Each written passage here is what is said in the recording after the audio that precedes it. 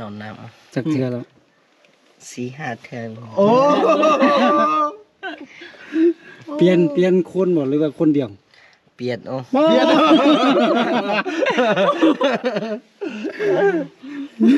โอ้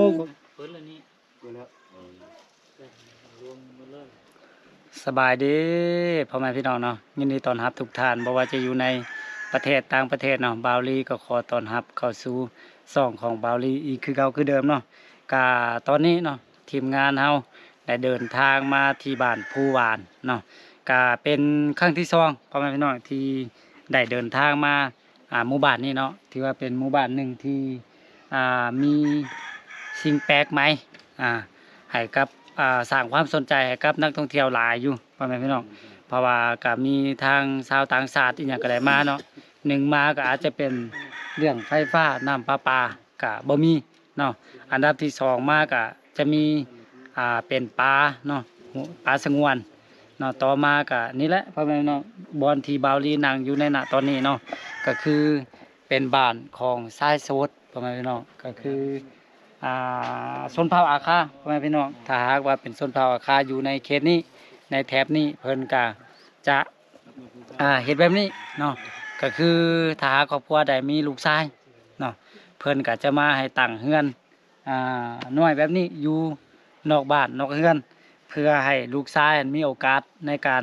ไปซอกหาสู่หาแฟนเนาะเอามาทำความเข้าใจกันหลังจากนั้นก็สร้างครอบครัวกันเนาะก็ให้เบิ่งครูเบิ่งหยังหั่นแหละพ่อแม่พี่น้องเนาะก็ตอนนี้บาวลีก็ได้มานั่งอยู่นี่แหละบอนที่มีเฮือนน้อยแบบนี้หลายหลังพอสมควรเนาะเนาะก็โอเคเป็นแนวใดเนาะเรื่องราวจะเป็นแนวใดกับบาวลีจะพาพ่อแม่พี่น้องไปไปโลมนำเจ้าของเฮือนเพิ่นเบิ่งว่าจุดประสงค์ที่แท้จริงหั่นจะเป็นแนวใดนะโอเคเดี๋ยวไปติดตามรับชมพร้อมๆกันเนาะพ่อแม่พี่น้องตอนนี้เฮาก็มาฮอดในจุดนี้ที่มีตูบน้อยหลายแบบนี้นะเนาะหลายขนาดเนาะพ่อแม่พี่น้องอันนี้เส้นทางที่เฮามาแล้วก็ทางขวามือของเราตอนนี้ก็คือเป็นตูบเนาะออกปอกออกแป๊กก็ความจริงมันมีอยู่เกือบทั่วหมู่บ้านเลยพ่อแม่พี่น้องพุ่นลงไปพุ่นก็มีแต่ว่าจุดนี้ก็เป็นจุดหนึ่งที่มีหลายนะ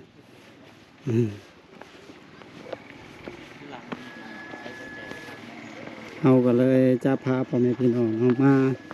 รับชมน้ำกัน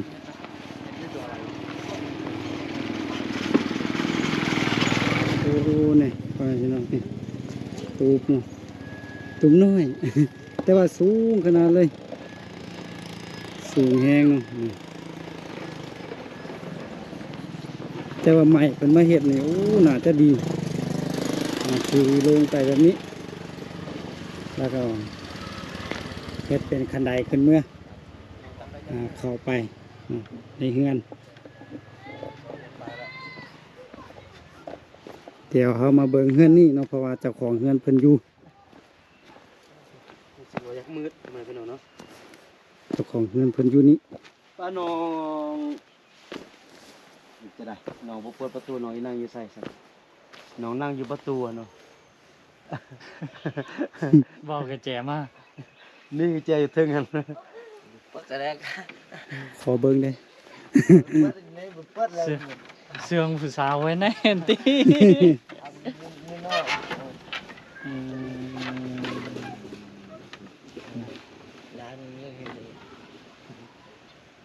3 คนขึ้นบ่ได้ที่3 คนฮัก ไปบ่ฮักป้าทุกมื้อเบิ่งยังไง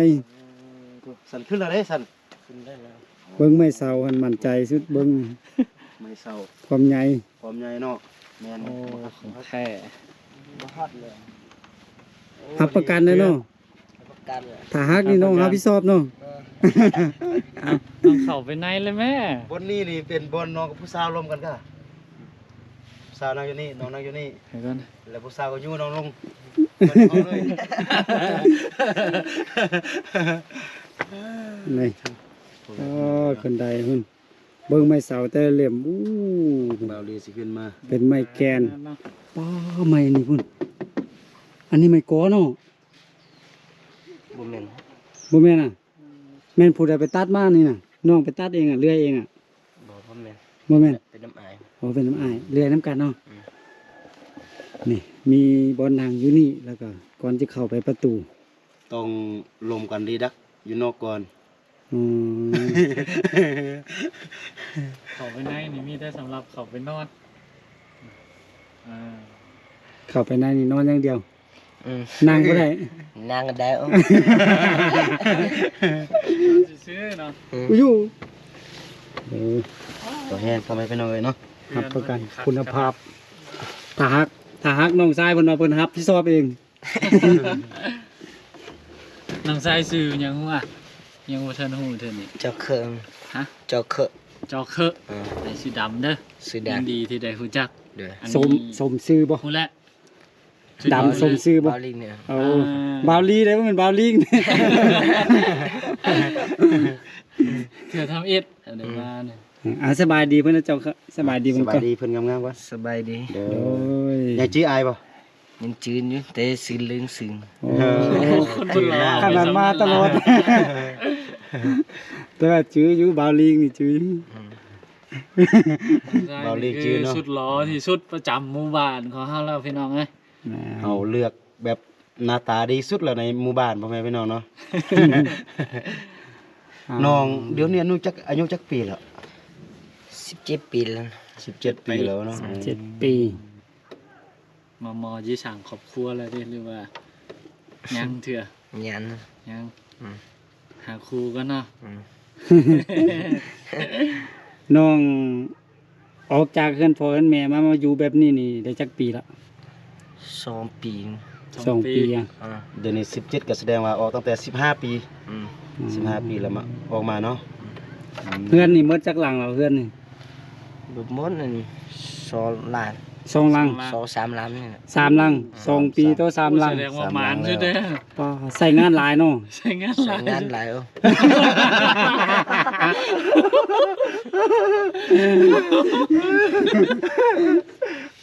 โอ้ธรรมดาแหล้วคนรอเนาะมันก็เป็นเรื่องธรรมดา เดี๋ยวนี่เบิ่งจากลักษณะเฮือนนี่เฮ็ดหลังใหญ่ๆจังซี่นี่โอ้โธ่คือเกี่ยมพร้อมขนาดนี้ ตอนปีแล้วปีก่อนมันยังน้อยอยู่ นะ ตอนนั้นนี่แบบยังบ่ค่อยมีปานใด อือ ยังบ่มีสู่บ่มีแฟนเทื่อยังนอนคนเดียว แต่ว่าเดี๋ยวนี้เฮ็ดกว้างขึ้นเนาะเผื่อเนาะ เป็นนี่ติดเบาไหม้ อืมต่างได้จักเดือนแล้วเฮือนหลังนี่ 2 เดือนไป 2 เดือนน่ะเดี๋ยวนี้น้องมีแฟนละ บ่มี บ่มีอะ บ่มี มีแต่ละมือไปออกไปโลตามกลางบ้านเนาะได้ผู้สาวก็เอามา บ่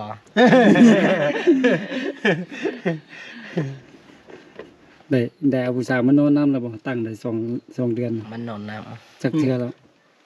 4-5 เทื่อ โอ้ เปลี่ยนคนบ่หรือว่าคนเดียว เปลี่ยนโอ้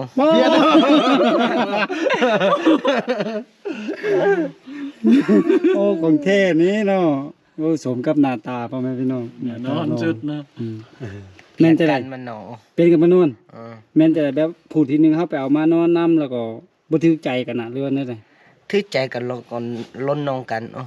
ถูกใจแล้วนอนนํกัน เออ แล้ววันนี้เป็นหยังเฮาจึงไปเอาผู้อื่นมาเฮาไปเอามาแล้วผู้เก่าอันบ่เครียดอ่ะ บ่เครียดละ บ่เครียดอ่ะ บ่เครียดละบ่แม่นแฟนหนู โอ้บ่แม่นแบบลมแล้วก็เอามานอนซื่อ เออ ๆอ๋อบ่แม่นแฟนเนาะ แล้วพ่อแม่ทางอันผู้หญิงบ่ว่ามันหยัง บ่ว่าหยังล่ะ อ๋อ อ๋อเพิ่นก็ฮู้อ่ะซั่น เพิ่นก็ฮู้ ฮู้เนาะแต่บ่ บ่ ว่า แท้ หยัง เนาะ เนาะ เพราะว่าลูกสาวเพิ่นบ่กลับเฮือนเลยเนาะ เพิ่นฮู้ก็บ่เป็นหยังล่ะ บ่เป็นหยังเนาะ บ่เป็นหยัง เพราะว่าผู้สาวเต็มใจมาเนาะอืม มีบ่เฮาอุ้มเขามาน่ะบ่มีติ ไม่มี บ่มีเนาะ มีแต่เขาอุ้มเจ้ามาเนาะเออ โอ้คนร้อนนี่เลือกได้เนาะ เจ้าอยากมาก็มาเนาะอุ้มข่อยมาเลยเนาะเพื่อนข่อยก็ตั้งแล้วมันติ แบบเฮือนของเฮานี่มีผลบ่กับผู้สาวอันที่มานำเฮาหรือบ่มาสินะ อืมบ่มีหนูมีบ่มีน่ะ แบบเขาเจ้าเห็นเฮือนโอ้ผู้บ่าวผู้นี้นี่เฮือนงามจิโอ้อยากไปนำจิมีบ่ บ่มีนี่ อ่า นะ บ่เกี่ยว หน้าตา บ่เกี่ย ล้วนๆเนาะ หน้าตากับคารมล้วนๆเนาะ เออ มาพี่น้อง เฮาเอามานอนนี่แม่นผู้สาวบ้านเฮาล้วนๆน่ะหรือว่าต่างบ้าน เอาผู้สาวอยู่บ้าน สาวอยู่บ้านเนาะ อืม อืมต่างบ้านบ่มี ตามบ้าน อืม บ่มี บ่มีเนาะ บ่มี อืม เอ้าเดี๋ยวสมมุติว่าเป็นผู้สาวในบ้านแล้วก็บัดนี้สมมุติว่าน้องเอามานอนนํแล้วบัดนี้ตูบทางข้างน้องก็เห็นว่าลาวมานอนน้องแล้วก็สมมุติต่อหน้าสมมุติว่าเขามาคักกันเขาบ่ว่าหยังติซั่นนะ บ่วันหยังล่ะ แสดงว่าสมมุติว่าแบบเขาอันเพิ่นสินอนนำไผกะยาน้องสินอนนำไผกะยาแต่ว่าสุดท้ายนี่ถ้าว่าสิเอากันก็เอากันเลยเนาะ ก็ถือใจก็เอาก็ได้นะ ถือใจเอาเลยเนาะเรื่องอดีตนี่ก็บ่สำคัญเนาะอ๋อ เพิ่นบ่ถือเนาะ บ่ถือ อืม ผู้บ่าวกับผู้สาวอยู่ในบ้านเฮานี่อันใดหลายกว่ากันผู้สาวหลายกว่า ผู้สาว ผู้ชายหลายกว่า ผู้สาวนี่อยู่บ้านยังหน่อย อย่างน้อยอีญาติกันติซั่น ผู้เบานี่ยังไร บ่ญาติผู้สาวกันน่ะ บ่ โอ้ซั่นผู้สาวก็ตัวแฮงเลือกเอาเนาะเหลือพุ่นนี่สิไปนอนตูบใดเนาะโอ้ยเข้ามาพี่น้องเอ้ย คันว่าซั่นคนบ่รอคืออ้ายนี่เสียเปรียบแล้ว เสียเปรียบอ่ะจะนี่บ่เสียเปรียบติ บ่สิเปลี่ยนเลยเขาถือใจก็บ่เป็นหยังล่ะ แหน่ ขึ้นกับว่าเฮาจะไปเอาใจเพิ่นซำใดเนาะ เอา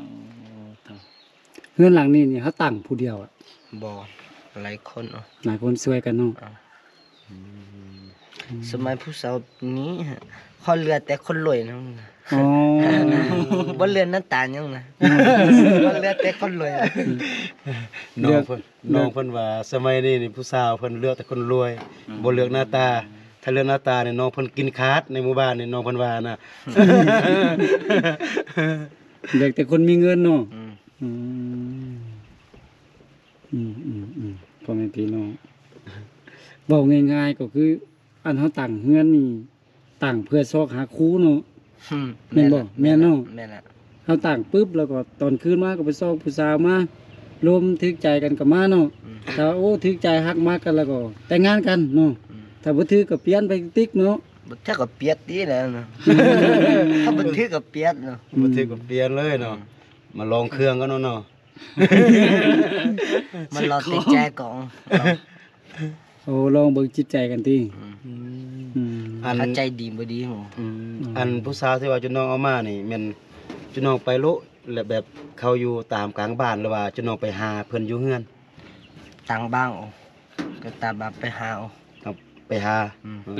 ลมเขาเจ้าอยู่เฮือนก่อนติ บ่แม่นอยู่เฮือน หาตาม เขา บ้าน ตามกลางบ้านที่ ตมกลางบ้าน อ๋อแบบว่าตอนกลางค่ำกลางคืนผู้สาวเพิ่นก็ย่างเลาะตามทางตามนี้เนาะ ก็ขึ้นน่ะ หรือว่าตอนเว้นรวมกลางคืน ก็ขึ้นเอาก็เว้นบ่อยู่แล้ว อ๋อแสดงว่ากลางคืนนี่ผู้สาวเพิ่นก็จะย่างเลาะตามกลางบ้านนี่เนาะจุน้องก็เลาะไปเห็นก็ล้มกันแล้วก็บ่นึงก็ชวนไปนอนตุ๊บน้ำอ้ายบ่ไปเสีย แล้วถ้าเพิ่นมาเพิ่นก็มาเลยเนาะอ๋อมันเป็นจังซี่พ่อแม่พี่น้องเอ้ย พอกลางคืนแล้วก็ผู้สาวก็อยู่มันเลยอยู่เดืองนั่นแหละ โอ้ผู้สาวมันเล่ เรา นอยู่ ก็ เดิ ไป น เลือกเอาเลย มักผู้ใดก็ไปเลือก โอ้ เล สุ ย โพตัวนั้นเห็นอันมันมีหยังอยู่หัวบ้านนั่นน่ะบ่อนที่ว่าผู้สาวมักไปเล่นแม่นบ่ เดืองเก่านี่แหละเนี่ย อืม เดืองเก่านี่ โดย เขาบูปีนไม้นี่ อ๋อมีบุญปีใหม่ แล้วก็ไปลมกันอยู่หั่นเนาะผู้ใดมักคนได้แล้วก็จับมาเลยเนาะ จำมาแล้วก็ไปโรยอยู่ป่านิดนึงก่อน เจ้าแล้วก็ไปลมอยู่ป่าก่อน อืม โอ้ลมอยู่ป่าแล้วก็ สมมุติหนึงแล้วก็มาต่ออยู่พัดนี่ อ๋อ อันต ก็ อน มาท่านนี่อีตึกแล้วมาท่านนี่อีตึก ไปลมอยู่ป่านี่ชั่วโมงหนึง อืม ตอนไปลมอยู่ป่านี่บ่ได้เฮ็ดหยังติ บ่ได้เห็นหยังมีแต่ลมอะ ล เขา มไหน ติดใจก็เฮ็ดหยังก็บ่ฮู้เลย ถึกใจเฮ็ดหยังก็บ่ฮู้แล้ว บ่ เนาะ ฮู้แล้ว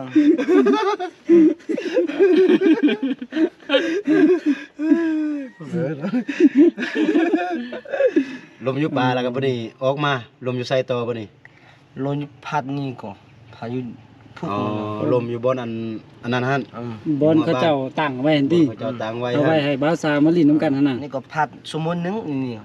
อันพาดตัวอันยวอันตัวอันก็ว่ามันยังสิงสาสวรรค์นั่นน่ะตัวนั้นน่ะแม่นบ่อ๋อ คล้ายๆกับสิงซาเนาะ โดย อืมไปอยู่หั่นชั่วโมงหนึง สมมุติแล้วก็มาท่านนี้อีกตึก มาเฮือนนี่ มาทางอันหัวบ้านพี่อีกเนาะ ไปรถป่าพุ่นน่ะ ไปลงอยู่ป่าพุ่นตืมโอ้มันได้2-3เที่ยวมันกล้าจะตอน แม่นครับ แม่นสุดท้ายตอนค่ำจึงมาต่ออยู่เฮือน YouTube นี่ เมื่อตอนค่ำมันที่ไปน่ะ ต่อค่ำน่ะ ตอนค่ำไปลมอยู่ป่าก่อนแล้วมาลมอยู่อันบ่อนนั้นเขาเจ้าเฮ็ดบ่อนลิ้นหั่นหัวบ้านหั่นแล้วก็มาห่างบ้านพี่ตื้ม ไปอยู่โรงป่านตึกเขาอายุจะหมู่ก็บ่ฮู้แล้วนี่ก็ สำว่าอะไร ถ้าแม่นน้องนี่น้องมาไปจักชั่วโมง ขันออกไปก่อน4 ชั่วโมงก็ยินนะ เราจึงมาเพียเราจึงมานอนอยู่ตูมนี่ คัดถือใจกับมันน้องผู้สาวกับมันน้องบ่มันน้องกับมันน้องคนเดียว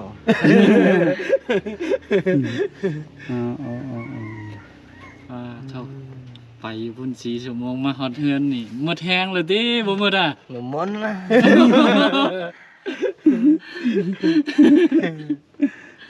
วัยรุ่นขึ้นไหมเนาะอายุ17-18 ปีเนาะกำลังมีแฮงเนาะ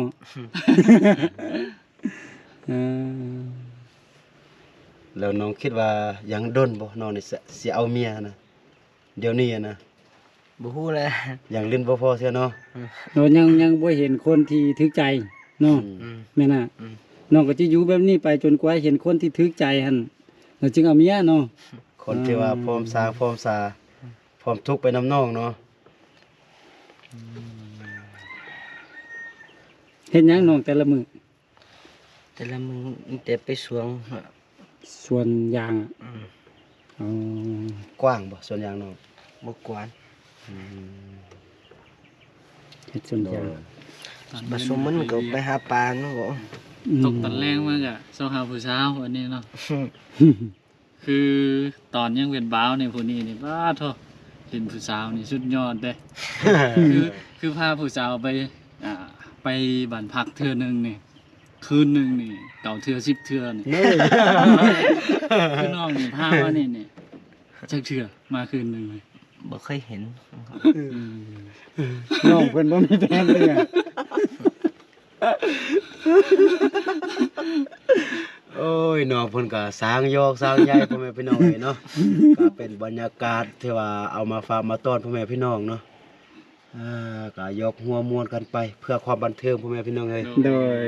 อย่างหนึงก็เป็นฮิตของประเพณีของเพิ่นพ่อแม่พี่น้องเอ้ยเนาะ ก็คือผู้ชายทุกคนถ้าเป็นบ่าวก็มาตั้งเฮือนน้อยแบบนี้อยู่หมดเนาะ อยู่หมดล่ะ จนกว่าจะได้เมียเราจึงไปอยู่นำพ่อแม่หรือว่านั่นแหละ ตาตุกตึกเอาเมียแล้วก็เขาเอาแต่งงานแล้วก็ตาตุกใหญ่กว่านี้ ได้ยินอายได้ยินเพิ่นว่าถ้าหากว่าสมมุติว่าเฮือนหลังนี้เป็นเฮือนใหญ่เนาะแล้วก็น้องมีตู้แบบนี้แล้วก็บ่ได้ทันหากว่าน้องมีเมียแล้วก็ไปตั้งตูบอยู่แคมป์เฮือนใหญ่หั่นแม่นบ่พาเมียอยู่หั่นแม่นบ่เฮือนตัวนี้จะบ่อยู่แล้ว แต่ว่าต้องไปตั้งตูบอีกหลังหนึงต่างหากอยู่แคมป์เฮือนใหญ่หั่นแม่นบ่ แล้วเฮาไปอยู่นำพ่อแม่บ่ได้อ่ะ ได้เอา เอาแล้วคือไปตั้งตูบตื่มซั่นน่ะ ตามฮีคอนนี่แหละค่ะเนี่ย แต่ว่าการกินกันอยู่นี่อยู่นำพ่อแม่ติแต่มีแต่ไปนอนซื่อๆเนาะ แม่น อ๋อ เพราะว่าเผาอาคาเพิ่นนี่ตามอายได้ยินมาบอกว่าอยู่ในเฮือนหลังหนึงนี่มันต้องมีแต่คู่เดียวแม่นบ่แล้วก็ถ้ามี 3-4 คู่ก็ต้องเฮ็ดเฮือนติดกันหั่นติดกับเฮือนใหญ่หั่นแต่ละคู่ก็จะนอนอ้อมแอมหั่นแต่ว่าเฮือนหลังหนึงมันต้องมีแต่คู่เดียวที่ว่านอนอยู่หั่นน่ะนะ โดย แม่นบ่ แล้วเฮาต้องอยู่ตูบน้อยแบบนั้นตลอดไปเลย ตลอดล่ะ จนกว่าเขาจะตั้งเฮือนเอาเอง ครับพอบ่อยู่นี่ได้นอนนำได้นอนอยู่เฮือง อืม ครับพออยู่นี่บ่ได้นอน เนาะ หมายความว่า2คู่นี่มานอนอยู่เฮือนหลังเดียวแล้วก็มาแบบบ่ได้อะนะแต่ว่าถ้าพ่อแม่บ่อยู่นี่แบบน้องชายเพิ่นสมมุติว่าพ่อแม่ของน้องชายเพิ่นบ่อยู่น้องชายจะเอาเมียมานอนอยู่เฮือนอย่างนั้นก็ได้มันแบบนี้แมันบ่ พอเสียแล้วก็นอนแล้ว อ๋อ ครับพอเสียบ่เสียบ่ได้ล่ะ ถ้าพ่อบ่เสียบ่ได้เนาะอ๋อ คันมีแม่นี่ได้อยู่แต่มีผ่อนบ่ได้ อืม โดย คล้ายๆว่าเป็นจะว่าจะได้เป็นเจ้ากกเจ้าเหล่าของบ้านเลยหั่นน่ะ ของเฮือนเนาะ ของเฮือนเลยหั่นน่ะ อืม